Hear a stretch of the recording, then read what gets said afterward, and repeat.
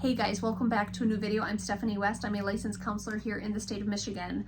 I want to invite in a very simple analogy that really kind of reinforces things we've actually talked about quite often, and that's the idea about acceptance being a launching point for mental wellness and lack of acceptance being something that can be such a catalyst for mental health distress. So when I want things to be other than what they are.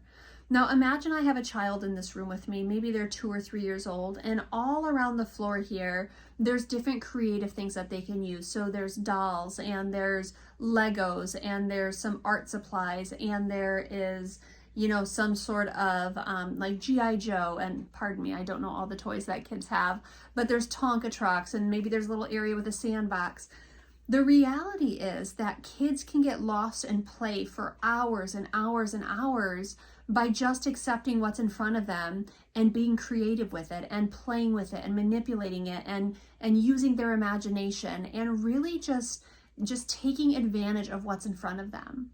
The second they stop and say like, well, hey, I want this toy that's not here, or I want this toy that's not here, what they've done is they've intervened on the process of play and creativity by making demands other than what's available. And the moment that happens, this distress is experienced because now things aren't as I want them to be. But if they allow themselves to see things as they are, they can be caught up in play for hours and hours ad nauseum without interruption, just by living out what's in front of them and using it to its full potential, or at least using it to some potential.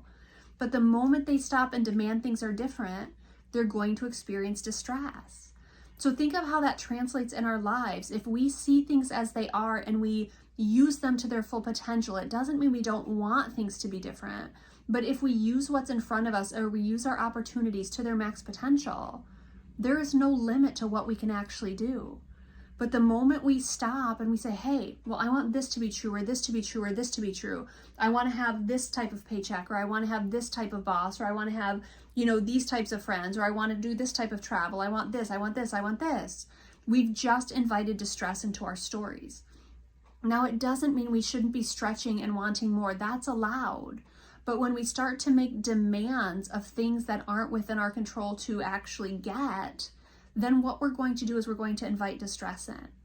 Contentment is such a beautiful gift to give ourselves, and it's something that will really be the launching point for happiness if we decide to see what's in front of us, take advantage of that, use it to its max potential. We're going to experience a lot of satisfaction with life. But when we stop and we say, but I want this, but I want this, but I want this, we've just invited in a lot of distress. We've invited in a lot of points of comparison for things aren't as they should be. Acceptance of what is such a cool launching point for overall health. And in the context today that we're using it, acceptance can be such a launching point for contentment. Things are what they are, and I'm going to embrace it. I'm going to use it to my advantage. I'm going to enjoy what is true.